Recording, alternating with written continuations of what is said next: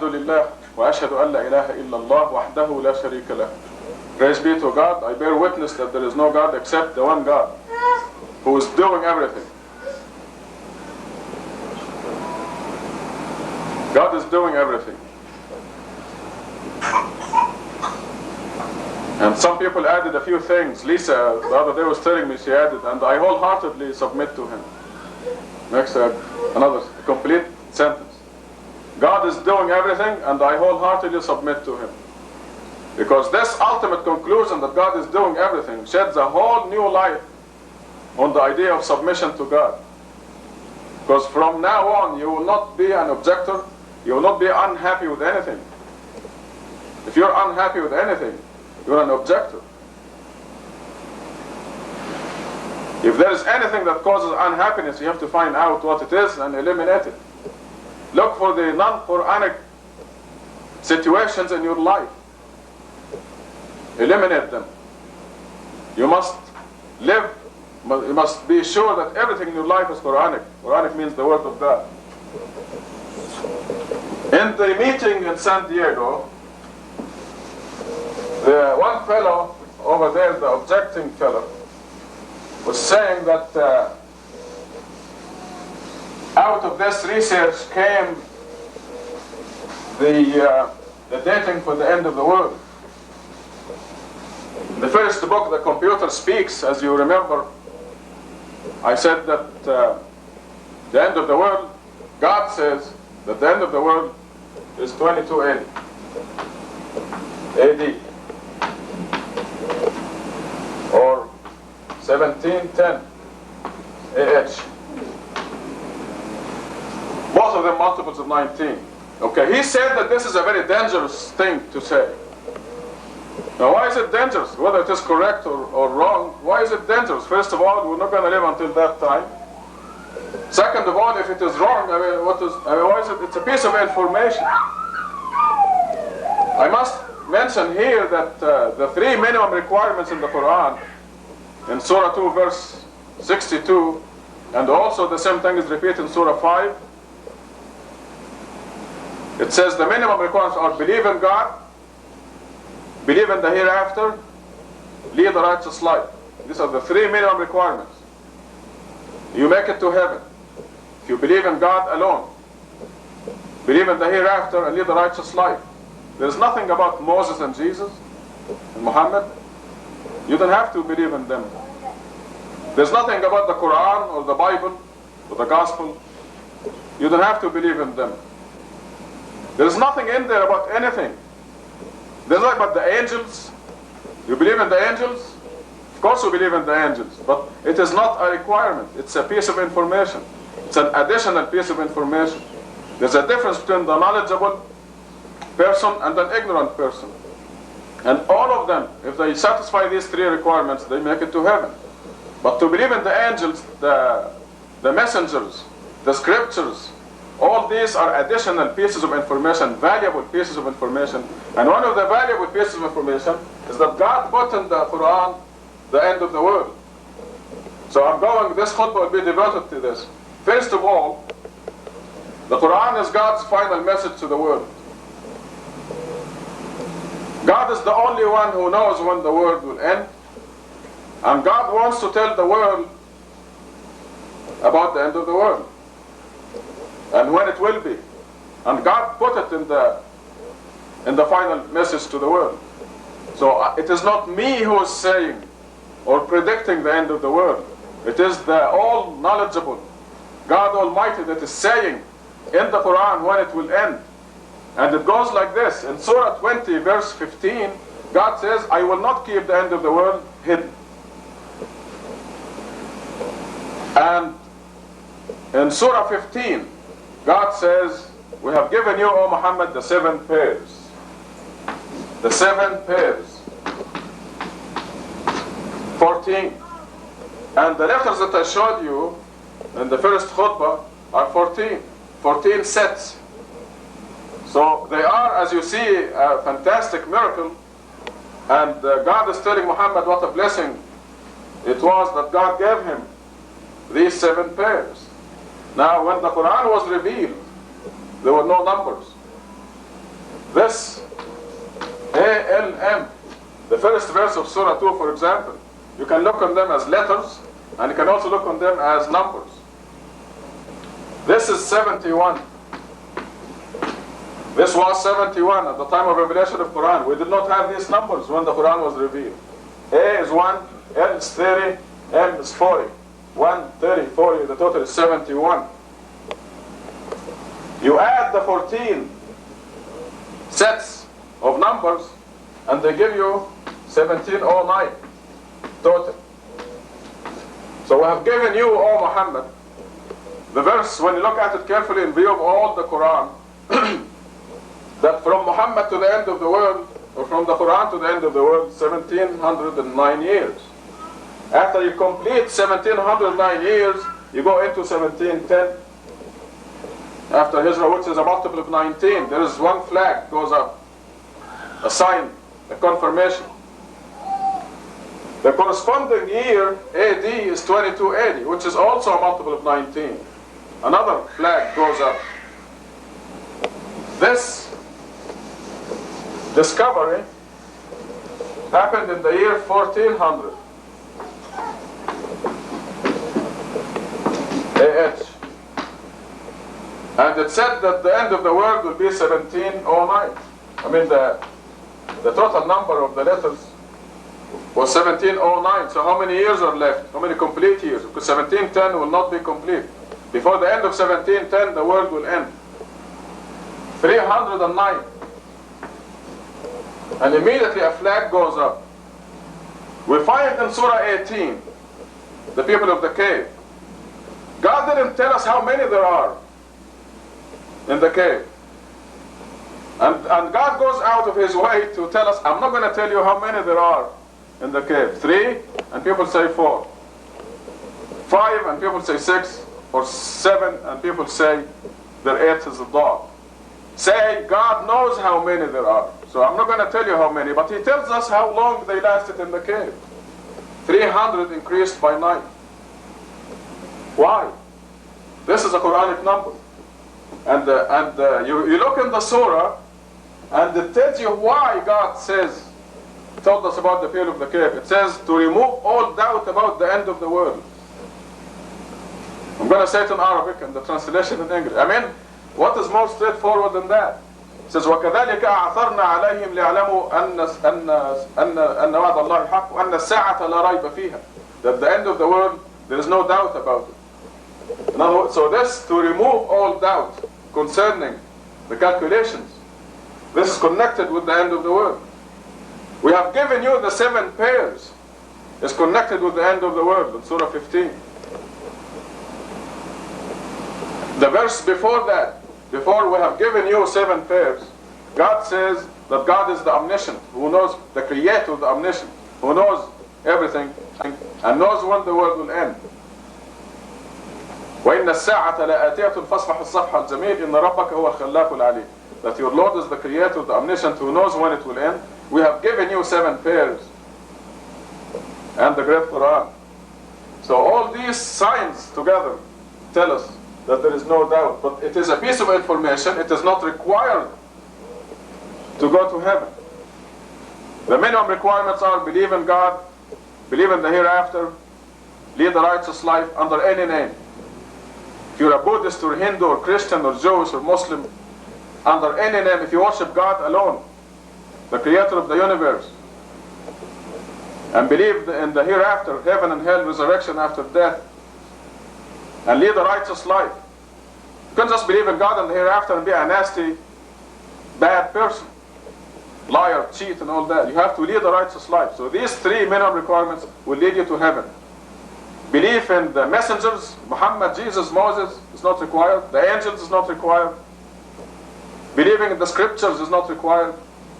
We don't see it in the... Believing that the world will end in 1710 or 2280, it is not required. But it is a valuable piece of information, as valuable as knowing that there are angels and jinns and messengers and scriptures. أقم الصلاة.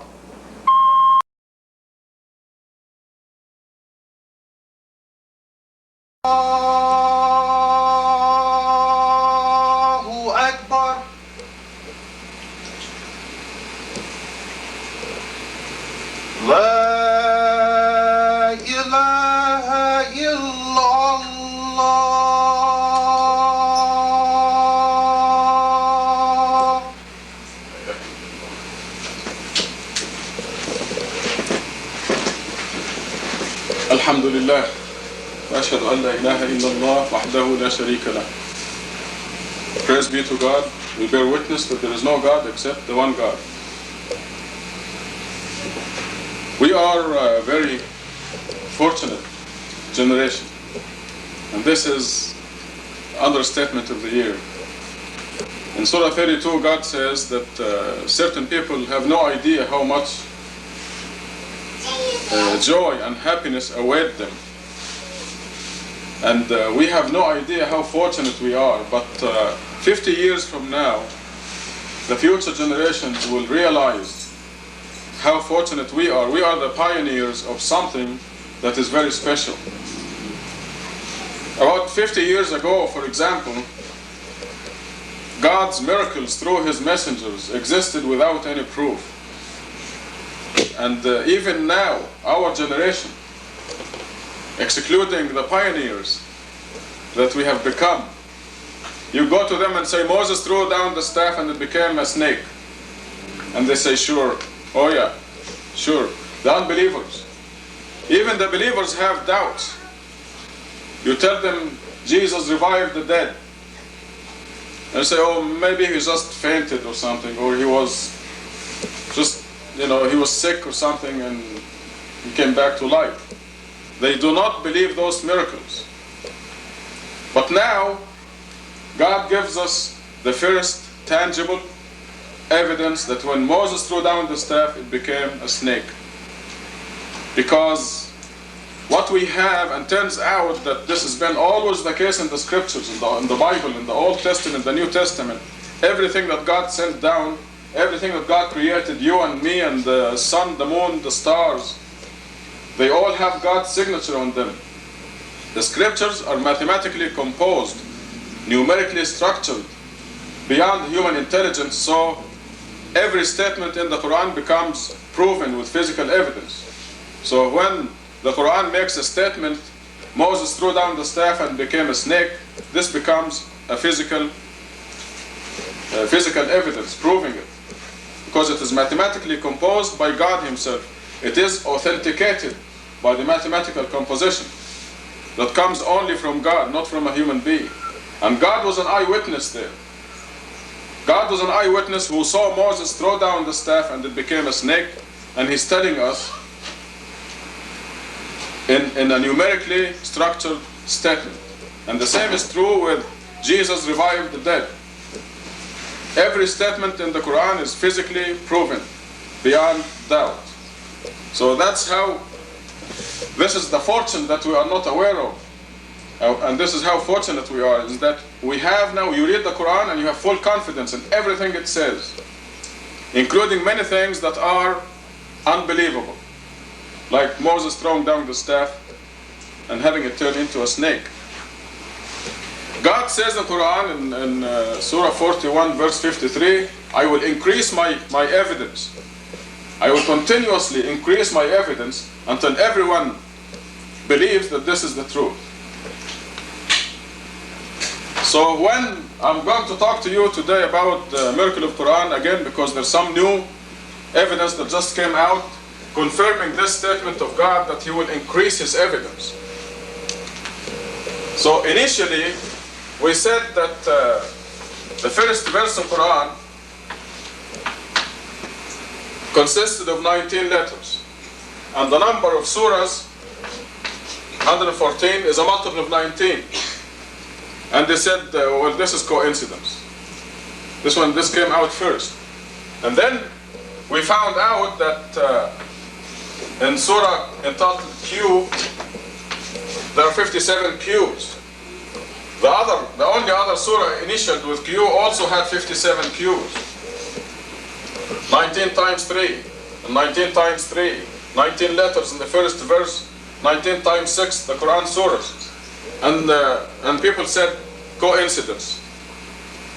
Then we found out that if you add these two, 57, 57, you have 114. Q stands for Quran, 114 surahs, and they said, this is coincidence. They continued to disbelieve. And then we said that this statement here, which is 19 letters, Every word of it is found in the Quran in multiples of 19. The first word is 19 times. The second word 2,698 times. The third word 57 times. The fourth word 114 times. And they said this is coincidence. So God kept increasing the evidence. And you know the rest.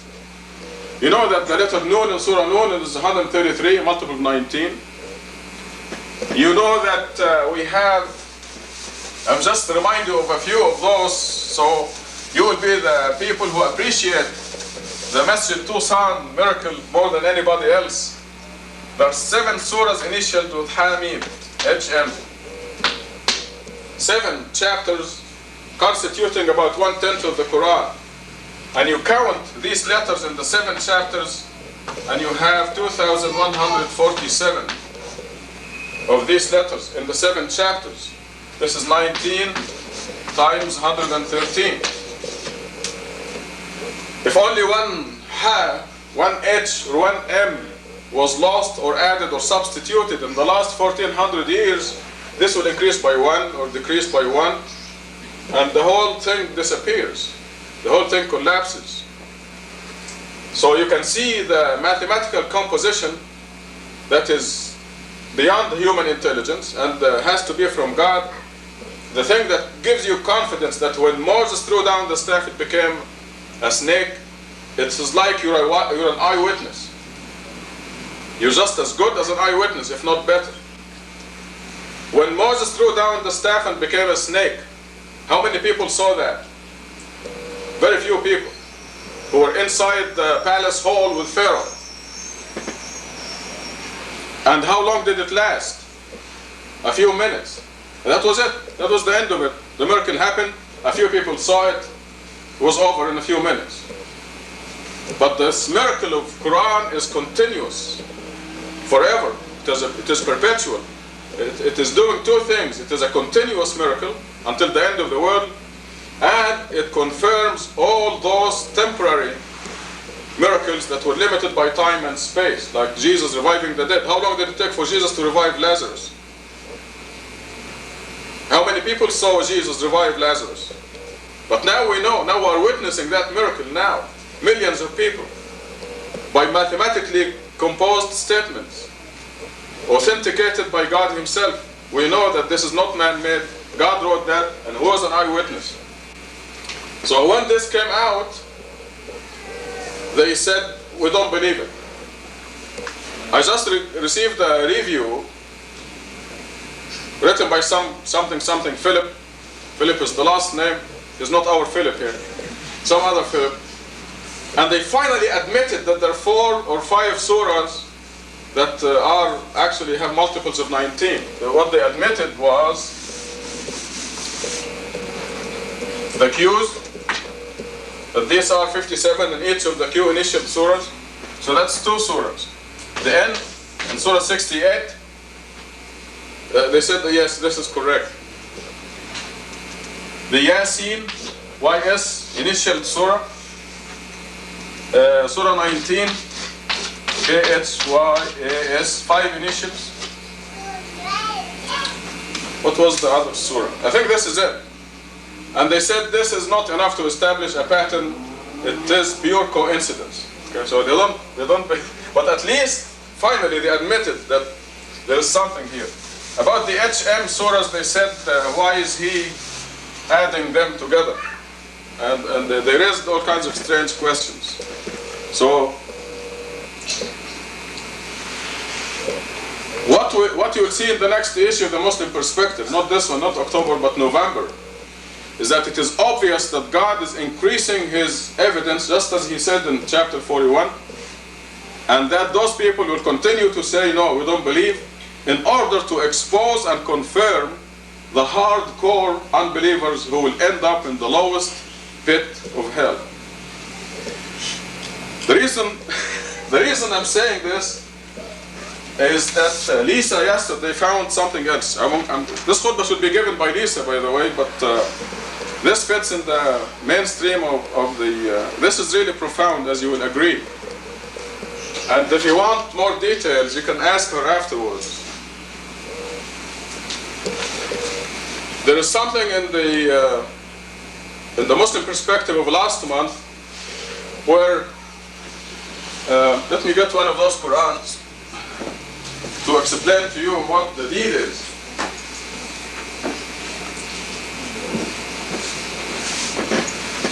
The preliminary information that you have is that 114 surahs in the Quran, 29 of them are initialed with the Quranic initials, A-L-M, Q, N, S, K, H, Y, and so on. These initials, 29 of them.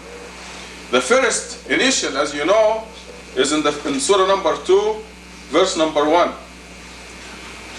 That says A-L-M. The first one is in surah number 2, verse 1. And the last one is the initial N in surah 68. Here it is. So this part here of the book is what is between the first initial and the last initial. And what Lisa found in the last issue of the Muslim Perspective as published in that issue was that between these two, the number of verses is a multiple of 19.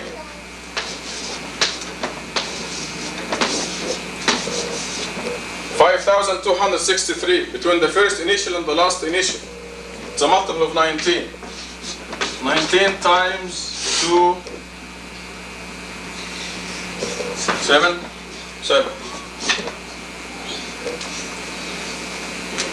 Excluding the two false verses at the end of surah number 9. Also, between these, the first initial and the last initial, there are 19 groups of initialed and uninitialed surahs. In other words, surah 2 and 3 are initial, that's one group. Surahs 4, 5, and 6 are not initial, that's group number 2. You go on like this, it's 19 groups. So, what does this say? This piece of information says that the number of verses is a divine order dictated by God because it conforms to the mathematical code. Also the sequence of surahs, because the initialed, uninitialed, and so on, they alternate, making up 19 groups.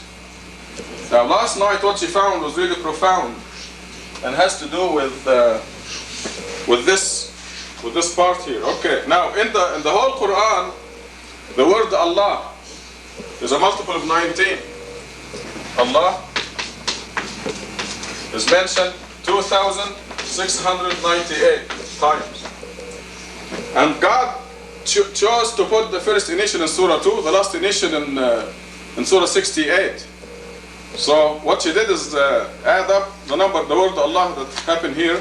Easier, she added the word Allah here in the smaller part. Surah Al-Fatiha, before the ALM, and from 69, Surah 68, I'm smiling for a reason. Surah 68 has the letter N at the beginning. So counting the word Allah outside this, it came to 57. Allah. The word Allah outside. In this portion here. And in Surah Al-Fatiha. There are two of them in Surah Al-Fatiha. Now, when she counted these verses, you count from ALM, that's verse 1 of Surah 2, to the letter N, that's verse 1 of Surah 68, and you stop, because there are no initials after N. So the rest of Surah N is not counted in that, because it's inclusive.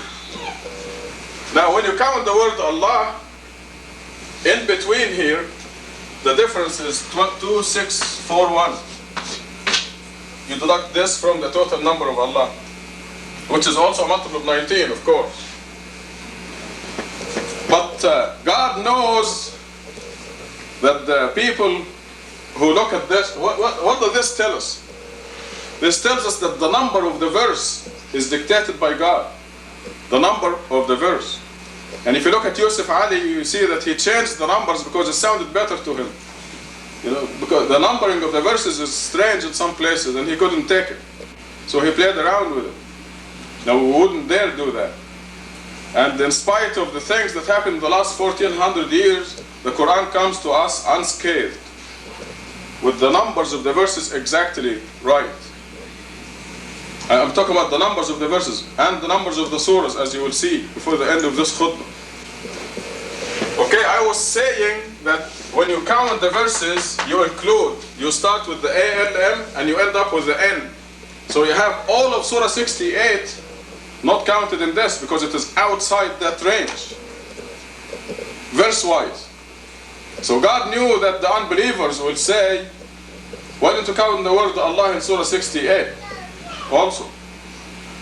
And we did, or she did, and it is 0. In Surah 68, there's not a single word Allah. So whether anyway they want to protest, God got their number, 0. The number is 0. So I mean, it's really strange that a surah as big as Surah 68 does not have any words Allah in it. And I will complete this khutbah in the next section, inshallah. Tubu ilallah, repent.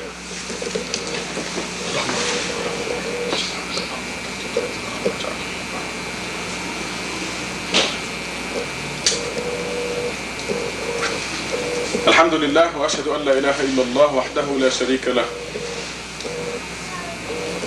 This is only a small part of the great miracle that was discovered yesterday. And I have been calling around the world this morning to spread the news out of here. Because some people started the rumor that only the initial chapters are guarded. But this shows that all the Quran is guarded. Because the word Allah is all over the place, as you know, thousands of them. And this portion here is outside the initial area, if you want to call it that. And within the initial area we have the 19 groups. Everything is so perfectly tight that there is no hole for the disbelievers to escape. And it is amazing that they continue to say, no, they continue to fail to see the miracle. Because God himself said in chapter 7, I will divert away from my miracles those who are too arrogant. And no matter what kind of miracle you show them, they will not see it. God said that. So this is the explanation. Now listen to this. These 57 words, Allah, that are outside the initial, that are here, they happen in surahs and verses, certain surahs and certain verses. And when you add the numbers of the surahs and the verses where these happen, the total is 2432, 2432. And this is 19 times 1, 2, 8. Right. Now this is a big number. You add the numbers of the surahs and the verses where the word Allah occurs. And you're going to read this in the next issue of the perspective. Now what does this tell us? This tells us the sequence of the surahs is dictated by God. The number of the surahs, the number of the verses where the word Allah takes place, where the word Allah occurs. And it is so magnificent because there are verses where more than one Allah, you find 1 or 2 or 3 Allah is in one verse. But you cannot count the verse twice. So this system is so perfect. You have no doubt that you are reading the words of God right here. And when God says, I put guards on you, you know that there are guards on you. So you will not receive a scratch without God's control, without deserving it, or without a good reason for it. Because sometimes God will mess up your life in order to have something good happen to you. Joseph had to go to prison in order to rule Egypt afterwards. He had to. So going to prison was equivalent to going to school and graduating with a degree. He graduated from the prison to rule Egypt. So even though the prison looked terrible, like a disaster, it was to promote Joseph to a good position. So when God says, I put guards on you, when God speaks throughout Quran about invisible soldiers, you know that He runs this world with invisible soldiers. When God says that everything is written down before the earth was created, everything is already recorded. What you're going to do next year is already recorded. How many kids you're going to have is already recorded. Who they are going to marry is already written down. What day and time and hour and place you're going to die is written down. Everything is written down, recorded. God says that. And God says, I'm telling you this so you don't feel sorry for the things you miss and you don't get excited over the things you attain. You have the believer has an even keel. He or she doesn't get excited or depressed. Because everything is already recorded. There's nothing anybody can do. But He guarantees victory for His people. I mean, to the point, I'm going to read for you Psalm 91 again, which I read for you before. And these were mathematically authenticated too. David's Psalms. Now we have evidence that the whole scripture, we're talking about the original scripture, was mathematically authenticated. This psalm happens to be confirmed in the Quran.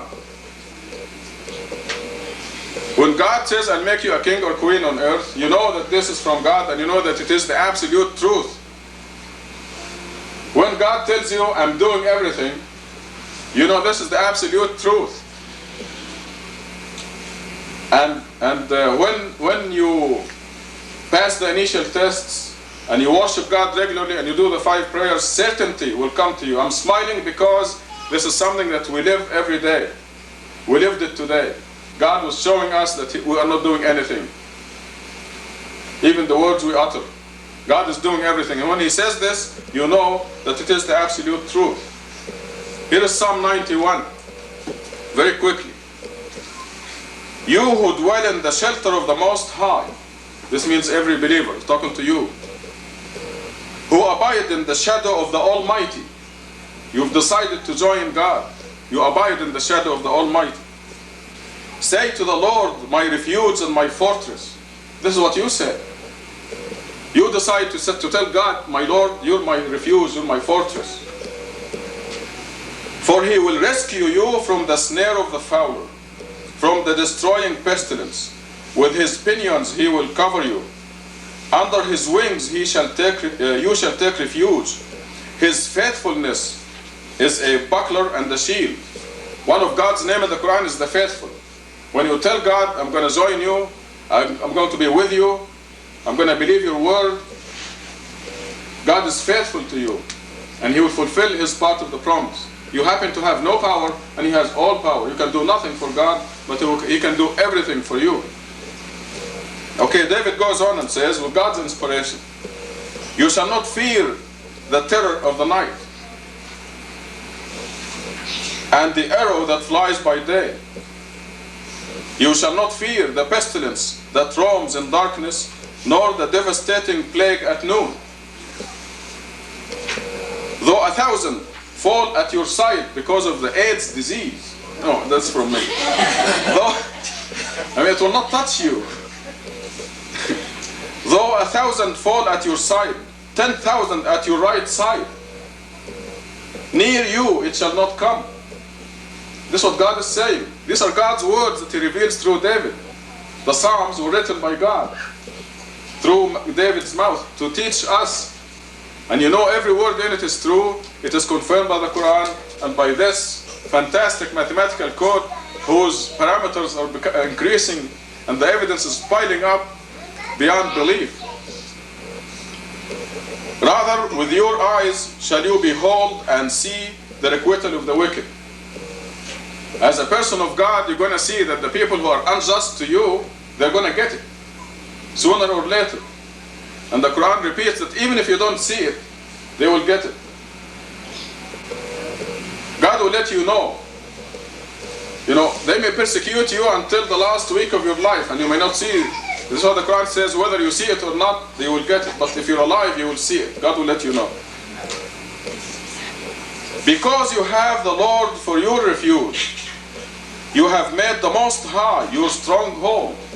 When God controls Ronald Reagan, your boss, the president of your company is God, really, and He runs it. When the president of the company gives you a raise, God is really the one who's God manipulates the president of your company. When the president of your company reprimands you, God is really doing that. He controls this man's or this woman's heart and mind. So because you have the Lord for your refuge, you have made the Most High your stronghold. No evil shall befall you, nor shall affliction come near your tent. You know that these words are God's words that are proven mathematically. You have confidence. Like this, Moses throwing down the staff and became a snake. Now you have confidence that this is the truth. Now you have tangible physical proof that this is true. And you better believe it. Now listen, this is how the mechanism is. Listen to this. For to His angels He has given command about you, that they guard you in all your ways. Upon their hands they shall bear you up, lest you dash your foot against a stone. They're going to carry you up like this on their hands if you're going to dash your foot against a stone. You better believe that. God is saying it. It is proven mathematically. Lest you dash your foot against a stone. You're walking in the night and there's a stone, you're going to hit it, you don't see it, and the angels will carry you or will remove the stone. This is what God does. Everything in this world is done by angels. I mean by God, but I mean through His angels. أقم الصلاة. الله أكبر الله أكبر لا إله إلا الله.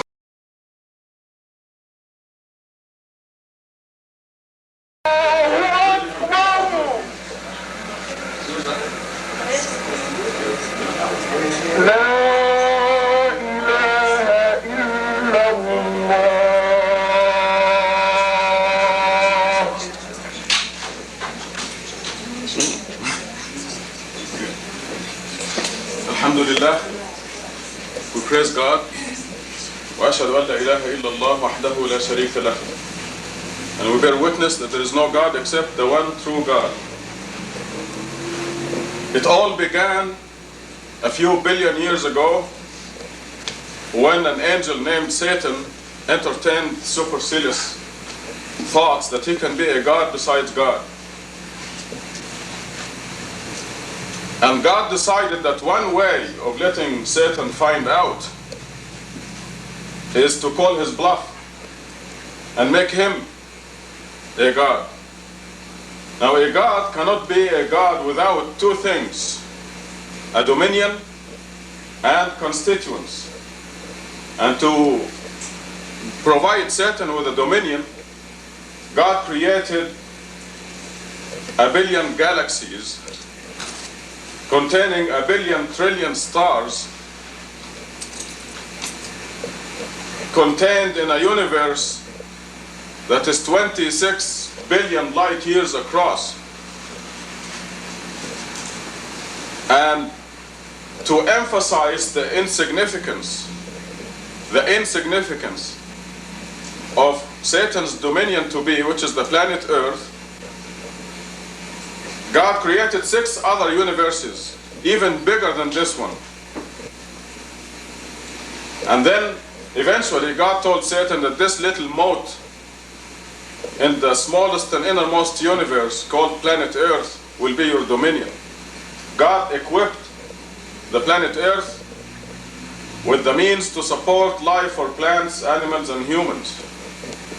No other place in the universe is so equipped. And to provide Satan with constituents, God created a minute creature from clay, a lowly material, named him Adam, and then God ordered the angels to fall prostrate before Adam. They all did except for the haughty one. He refused. Now this is God's mercy. Had God punished Satan for his supercilious thoughts, without exposing them, the angels would have been really perplexed. What did God do this for? Satan didn't do anything, because the angels are not aware of Satan's innermost thoughts like God is.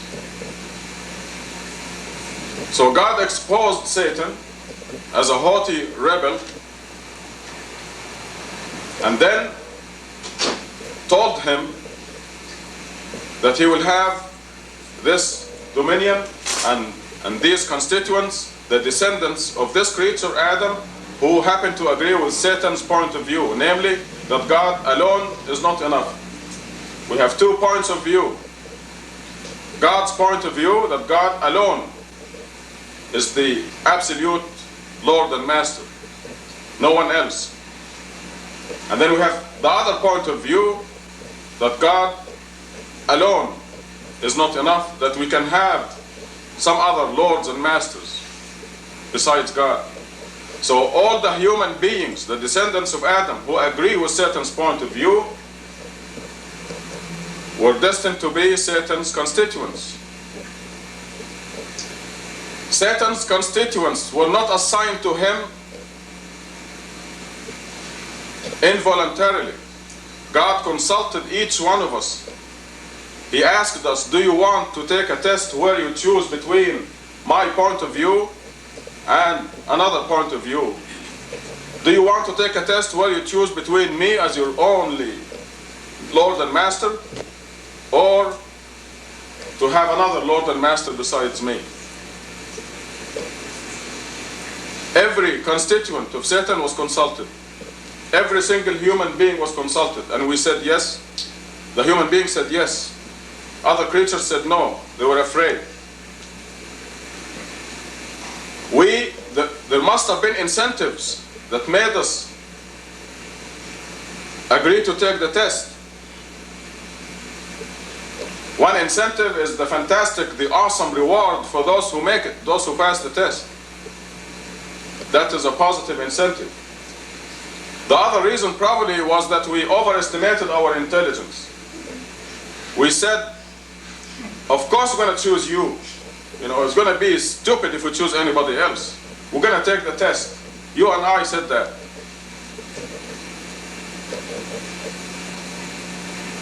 So Satan's constituents were assigned to him after they chose with their free will to take the test, and after they decided to side with Satan's point of view. Now, once this was agreed on, the agreement stipulated that every human being will be born into this world with instinctive, God-given knowledge about God. In addition to this, God will send messages and messengers to continuously remind the human being to worship God alone. The other side, Satan is allowed to reproduce every time a human being is born. Every time a baby is born, Satan is allowed to reproduce. Another baby of Satan is also born at the same time.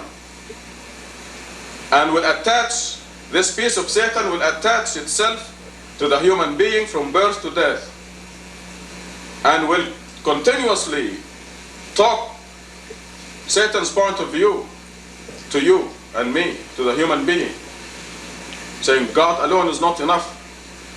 You have to have Muhammad or Jesus or Mary or this saint also. They can help you too. God alone is not enough. And you, with your instinctive knowledge and with the messages that you receive, are supposed to talk Satan's ambassador, representative, who he has your name. You're supposed to talk Satan's representative into worshiping God alone, that Satan is wrong. This companion is a descendant of Satan, and he can go any way, either way, he or she. Same with you. So this is the agreement, and this is the test that is happening right now. Immediately, Satan went to work on Adam and Eve. They were living in paradise during their innocence. And you and I and all of us, we were in Adam and Eve. And Satan fooled us and made us break God's law. When I wrote a script for a movie, I showed this universal conference of all the human beings who were destined to come on this planet Earth, bearing witness that God alone will be our Lord and Master. And then I showed all these souls, all the human beings, combining together. Symbolically, I made it look like a DNA molecule. All the souls combined together in DNA molecule, and then this one united soul was thrust into Adam's clay body. So we were all, this is my understanding, my comprehension of it. We were all in Adam. And we all broke God's law. This is why we are here. And this is exactly how the plan was to work. So eventually Satan fooled Adam, tricked him, made him break God's law. And then Adam, Eve, Satan, and all those who agreed with Satan. There seems to be a number of other angels maybe who also fell with Satan, became jinns. The definition of a jinn is a fallen angel. Your companion is a jinn, a descendant of Satan, the father of all the jinns, or the first jinn.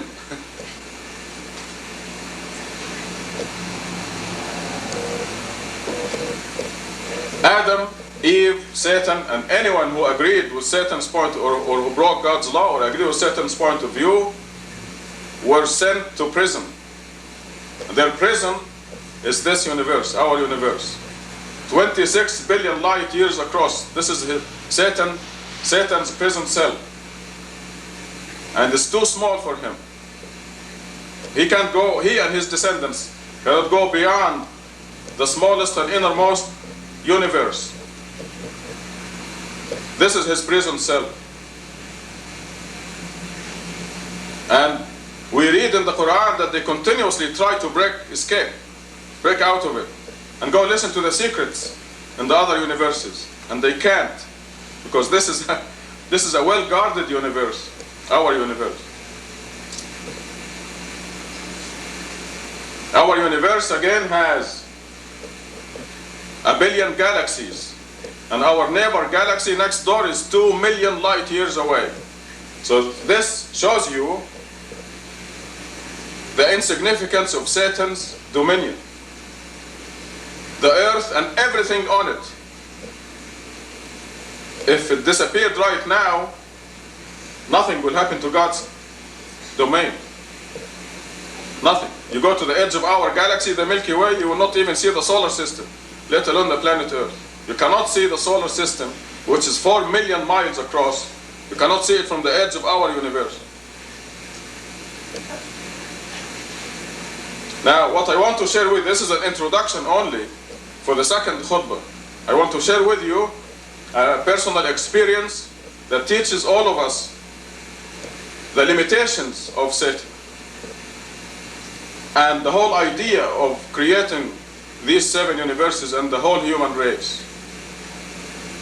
Tubu ilallah. Repent.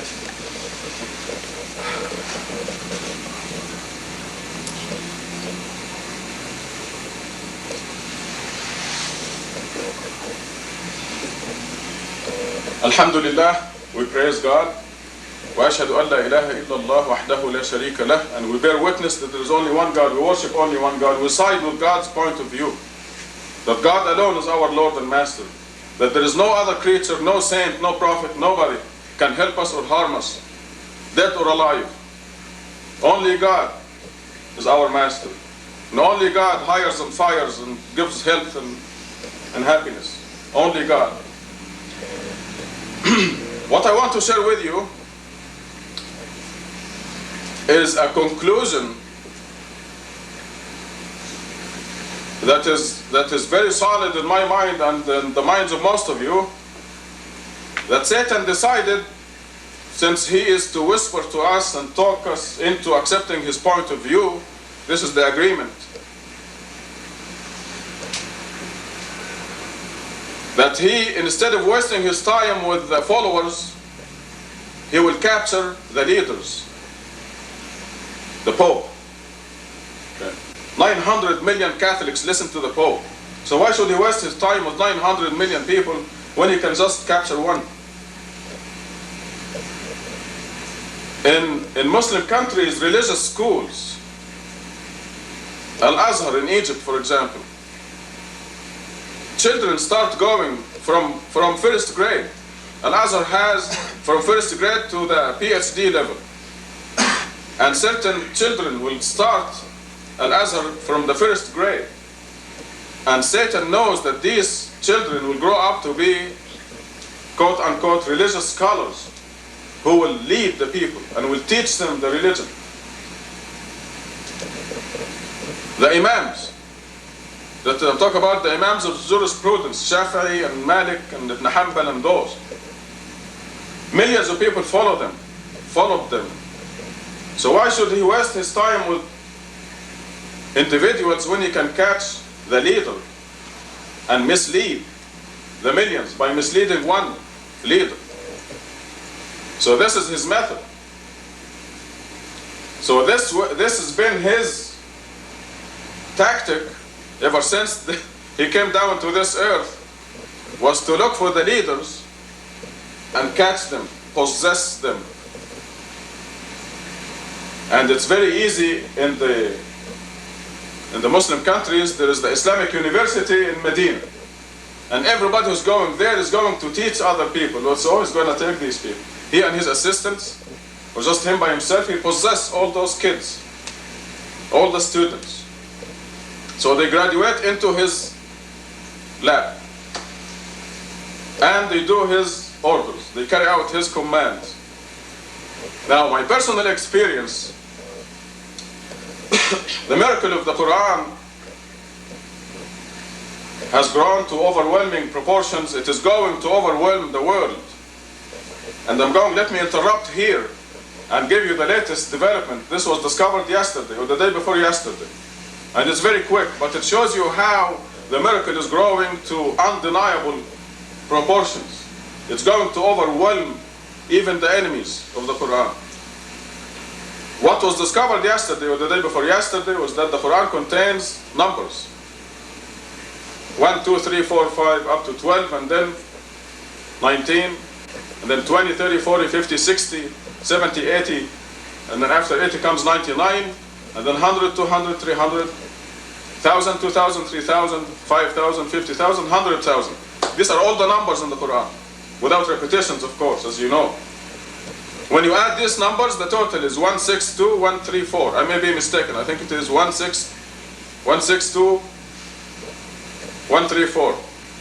Maybe not, but after the khutbah I can give you the correct number. The total is fixed. It doesn't matter if I make mistakes or not. It is fixed. It is in the Quran. It is a multiple of 19. It is 19 times 8, 5, 3, 4. This is the latest discovery. And let me add one more minute of elaboration on why this is miraculous. For example, the number 50. There's only one number 50 in the Quran. And it is written like this: Noah lived with his people 1,000 years less 50. So it was not written 950. Another place says, we summoned Moses for 30 nights and increased them by 10. So you can see how the numbers being independent and how they add up to a divisible total. If you do not make a sacrifice under certain conditions during Hajj, sacrifice of an animal, you're supposed to fast 3 days during Hajj and 7 days when you go home, which adds up to 10. Because the Quran says that. Of course, we know 3 and 7 is 10, but that's essential to have the number 10. So you can see how the mathematical composition of Quran and how miraculous it is beyond human capability. So this miracle is growing to overwhelming proportions, and Satan knew about it. And I assure you, he did everything possible in his capacity to stop it from coming out. Because now the cat is out of the bag, like they say. He can do nothing now. It's too late. I believe he even started a whole new religion based on the number 19, just to divert, because this did divert some people from the number 19, some Muslims, so-called Muslims. So he did the impossible. So how did God hide it? This miracle, to surprise Satan. If Satan catches the people going to Al-Azhar schools or the religious schools and possesses them, why can't he possess the person who is working on the miracle of Quran? Now here's what happened. At the time I studied computers for the first time. I was working for Monsanto company. I was a senior research chemist with Monsanto company, and they decided to computerize their chemical research. So they gave us a crash course in computers, 6 months, and they told us to practice anything, do anything with the computer, just to practice. And this happened to coincidence, quote unquote, with my desire to know what ALM is and these letters in the Quran. So I said, okay, let me write the whole Quran in the computer and see if these letters have any mathematical relations. So I did. I wrote the whole Quran. I got all the results, all the counts, the raw data. I have the raw data with me. And there was an American Chemical Society meeting in Chicago. That was in August 1970. August 1970. I don't usually remember the dates, but God made me remember some crucial dates because it's... So, at this meeting, this man comes to me and he says, we want you to work for us. Who are you? I'm Robert Seeley. I'm Director of Research for Anheuser-Busch. I said, forget it. I didn't say that too. I said, sorry, thanks, but no thanks. He said, we'll give you twice as much money. I said, sorry, it's not a matter of money. It's just, in my religion, we're against alcohol, and it will be hypocritical of me to work in the biggest brewery in the world when my religion prohibits it. And I happen to be strongly religious. He said, well, I assure you, this has nothing to do with alcohol. I mean, rest assured, this will give you twice as much money, and you will have nothing to do with alcohol. I said, what is it? In fact, I said, no thanks. Still, I just don't want to be connected with the name Anheuser-Busch. The biggest brewery in the world. It's in St. Louis, it's a fact. So, he explained to me, he said, this is in the food research department. And it has nothing, absolutely nothing, it has to do with eggs, vitamins, carbohydrates, processed foods, has nothing to do with alcohol at all. I said, thanks, but no thanks. He said, here's a report from the United Nations that the people in your country, in Egypt, your home country, I was not even a citizen then, are going to starve in about 10 years. Don't you want to save them? Well, he's trying this angle. Good old Bob Seeley, okay? I said, so exactly what is the nature of my job there? He said, okay, we throw away this amount of waste, this amount of oats, this amount of barley, this and that, and we want to save it from waste, we want to transform it to food. They have baker's yeast, and they have brewer's yeast, and I can choose to work with either one. They throw tons of yeast. Yeast is rich in protein, and this is my specialty as a biochemist. Anyway, to make a long story short, I accepted the job at Anheuser-Busch. I took my raw data. I left Monsanto company August 31st, 1969. We have a witness here, Douglas. And I started with Anheuser-Busch on September 1st, 1970. Took all my raw data with me, and for the next 4 years, the miracle of the Quran was produced in the biggest brewery in the whole world. And this is how, what I'm trying to share with you is Satan's limitations. And some of you may have been playing a game as children where you hide something and go and find it. And the best place to hide it, if I am the person to look for it, is in my pocket, right? If you can slip it in my pocket, I can't find it. I will look around everywhere else. But this is one of the things that many children used to do. They'll hide the object in the pocket of the person who's looking for it. So imagine Satan looking at the planet Earth, and he says, this is an Azhar, oh, these people are going to grow up and lead millions to teach about Islam and the Quran and so on, let me get them.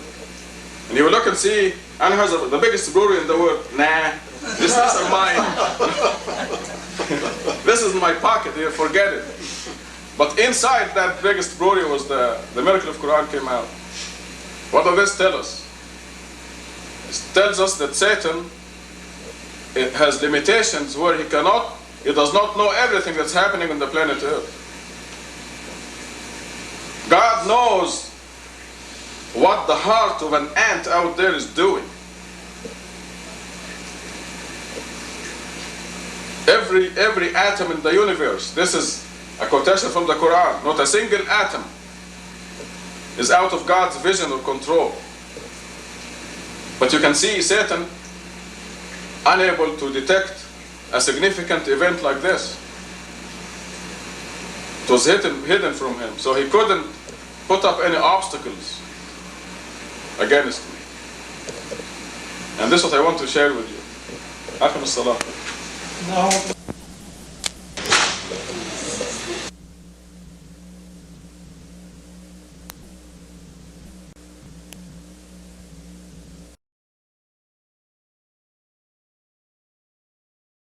Praise God. وأشهد أن لا إله إلا الله وحده لا شريك له. And we bear witness that there is no God except the one God. Since I was not scheduled to give the Friday khutbah, I did not prepare anything, so I will just chat with you. And I will mix my Friday sermon with my scheduled welcome for all of you.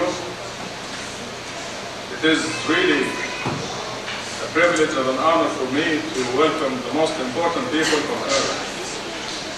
You are the most important people on earth. You have come to the realization that God is omnipotent, omniscient, and He sees the path ahead of us and can make better choices than we can do. Then you decided to submit all your affairs in God's hand. And God repeatedly says in the Quran that only those who possess intelligence will come to me. As you know from your own experiences by now, it is not easy to worship God alone and to uphold the word of God alone. You have come to realize that you are a privileged minority of a minority. Better expression is elite of the elite. In the Quran, it is as-sabiqun, as-sabiqun. In Surah 56, God describes the very special people who come to the realization that God alone possesses all power and decide to live their lives devoted to God alone. God is the only priority in their lives. So you can see why it is indeed an honor for me to welcome the most important people on earth. You've succeeded in attaining this worship of God alone and upholding His word alone.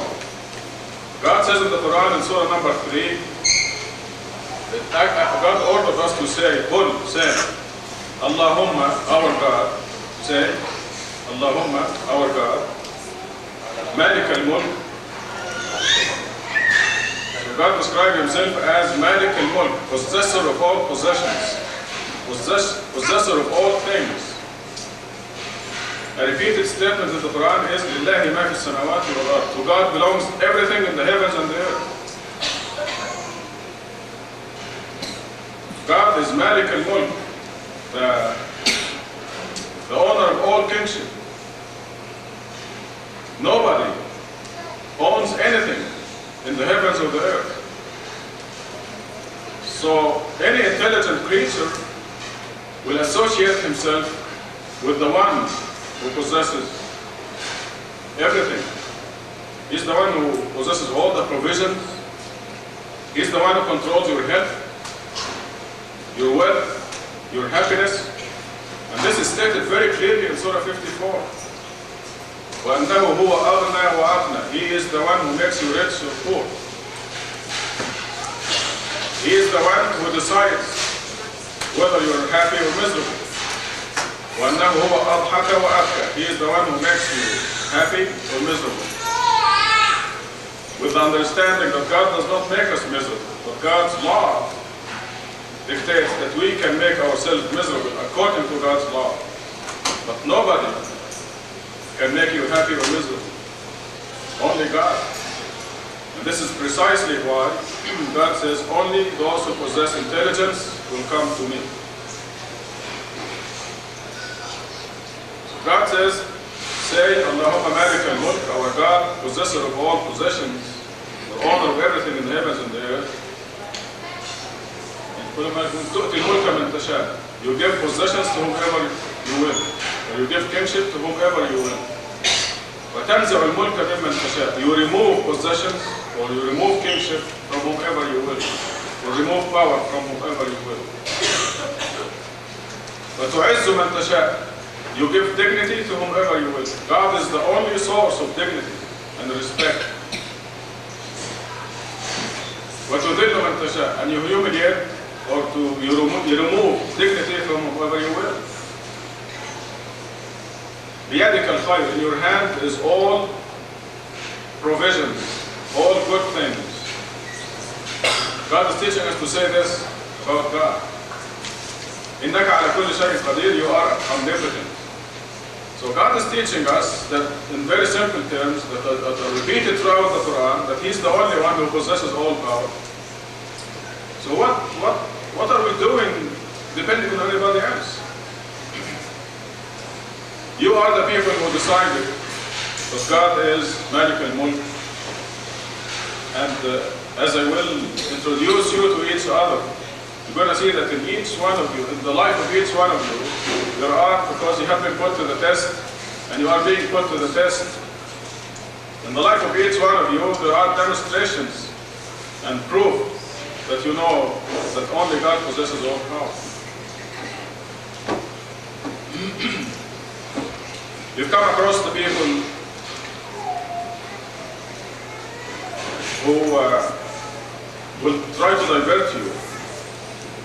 Satan, you are the number one target of Satan. And this is in accordance with God's law. People will try to divert you and will use all kinds of tricks. And Satan will always work on you. He is not interested in those people out there who are idol worshippers or disbelievers. And one of the tricks they will use, Mahmoud, it doesn't distract us.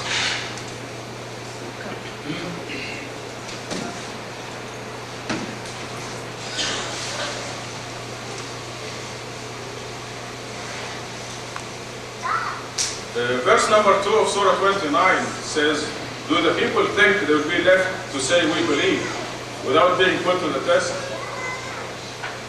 We have tested those before them, for God will surely distinguish those who are truthful from the liars. So this is why you have to be tested. And we never cease to be amazed at how efficient the test is. Recently, at the Mosque of Tucson, we had a number of people whom I just fell in love with wonderful people. And I always wonder, are they strong believers? Will they make it? We will always pray for the people to make it, to pass the test. And we're pulling for them. At the same time, we're also interested in having God's test take place in order to sift away those who do not belong among us. It is not something bad. It's been happening all the time, that this sifting process, because only the pure diamonds remain.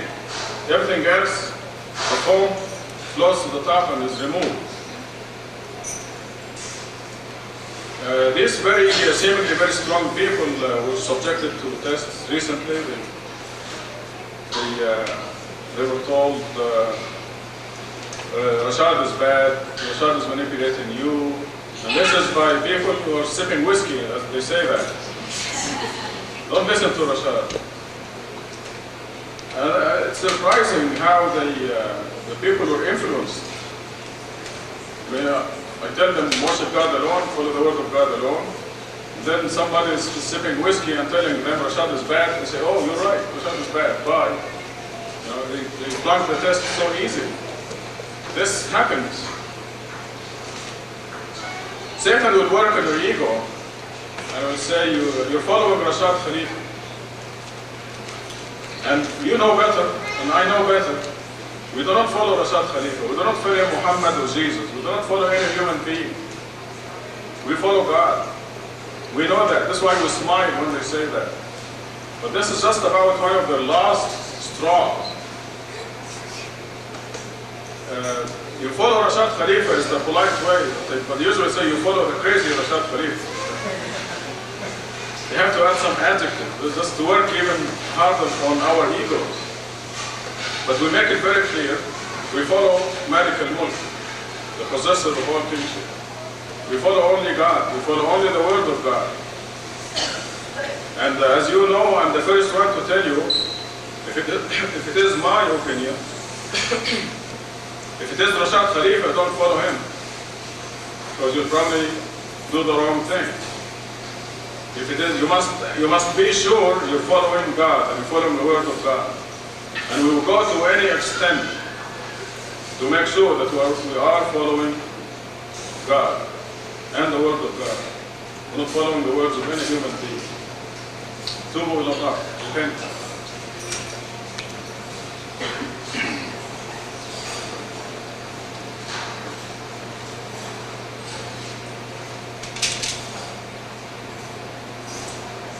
Alhamdulillah. وأشهد أن لا إله إلا الله وحده لا شريك له. We praise God and we bear witness that there is no God except the one God. At this rate, it seems like I will finish the Friday sermon and finish the Friday prayer before Ismail Barakat is here. Because at 2 o'clock we have the introductions and the welcome.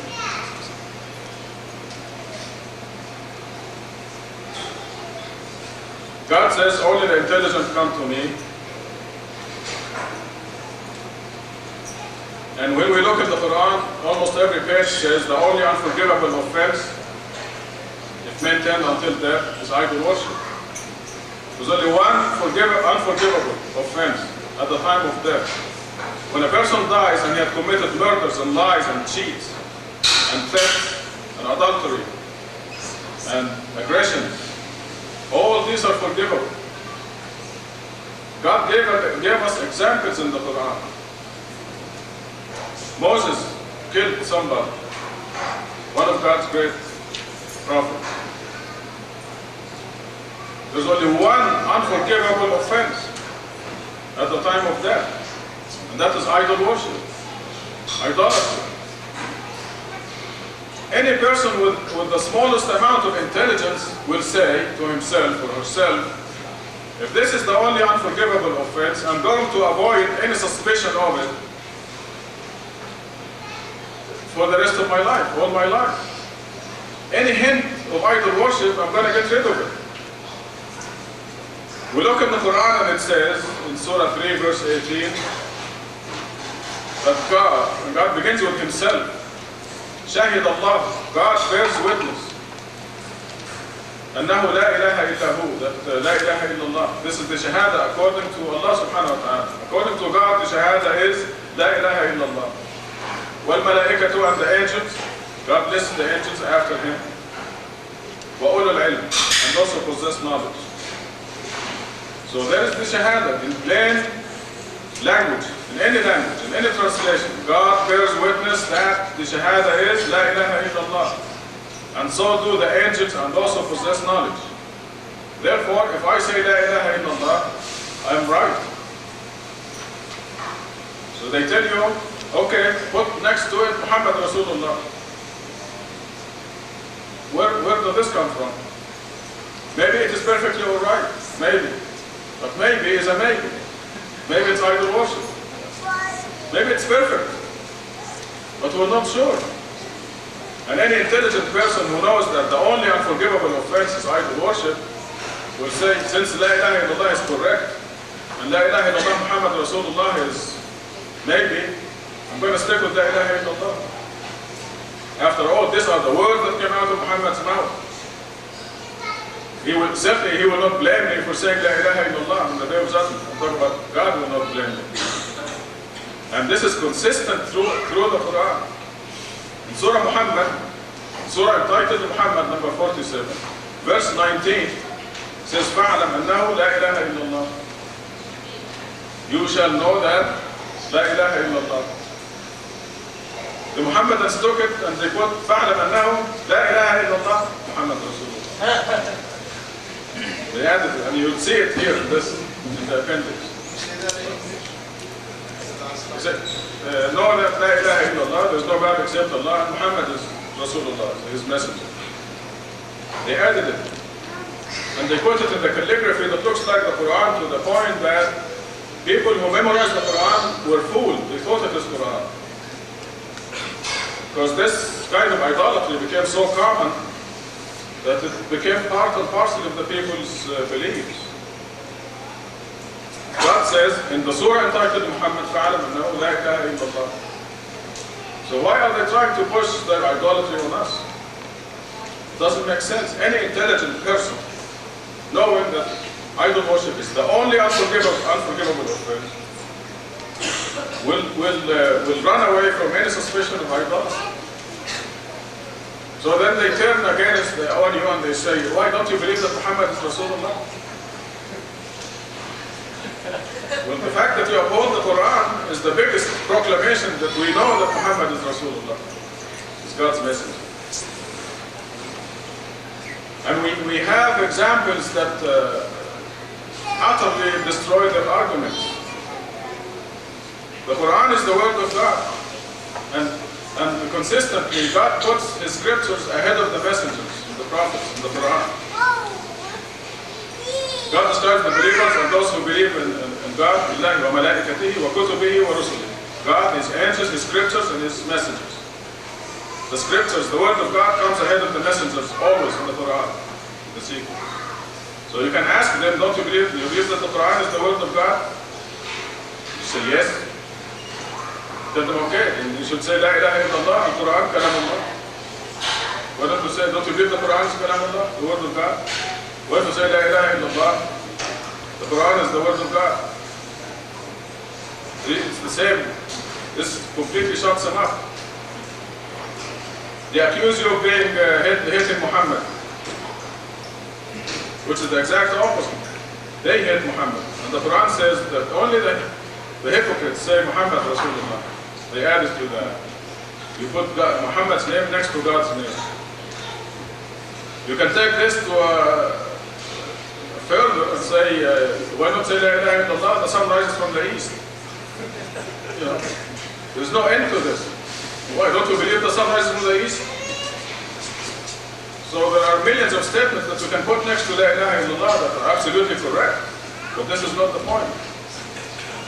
Verse 18 of Surah 3 says, God bears witness that La ilaha illahu. I lost my notes.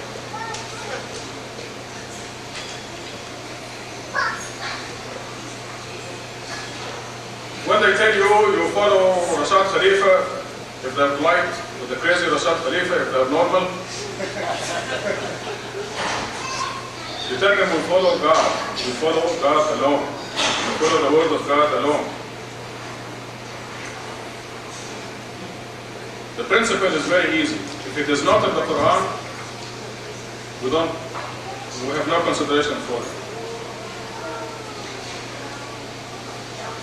In this conference, you're going to hear lots of views, personal views of many people. Anybody can say anything they want. But your criterion is the Quran. If it is not in the Quran, don't believe it. No matter who is talking to you. It's a very simple principle. So this is what we follow.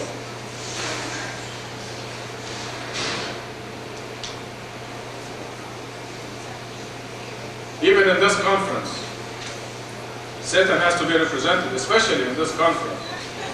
Satan has to be represented, and you're going to hear some views and that are contrary to the Quran. And if you believe them, you deserve to believe them. There may be 2 or 3 people who will be influenced. Because the purpose of these people who are bringing views other than the Quranic views is to at least put doubt in your heart. And if you, as long as you have doubt in your heart, you're in the lowest rank of submission. You remember the verse in Surah 49, verse 11, I believe. It says, قالت العرب آمنا, they said we are believers. And God says, do not say you believers, say you are Muslims. Until all doubt is gone. So their job is to put even a little bit of doubt in your heart. And when this happens, you know that God is testing you, and that, unfortunately, if the doubt comes in my heart, unfortunately I still have some doubts. So I'm still in the lowest rank. I'm still on my way. It's not hopeless yet. But you must be aware of this principle. This is our principle. If it is not in the Quran, I don't believe it. It may or may not be correct. But if it is not in the Quran, I'm not following it.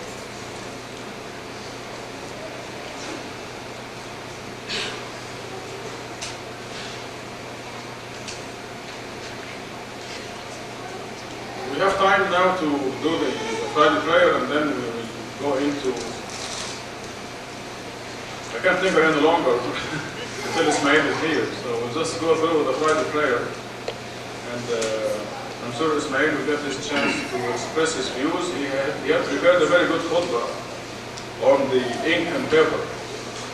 But this is not the Quran. The ink and paper, the physical book, is not the Quran. The Quran is in your heart.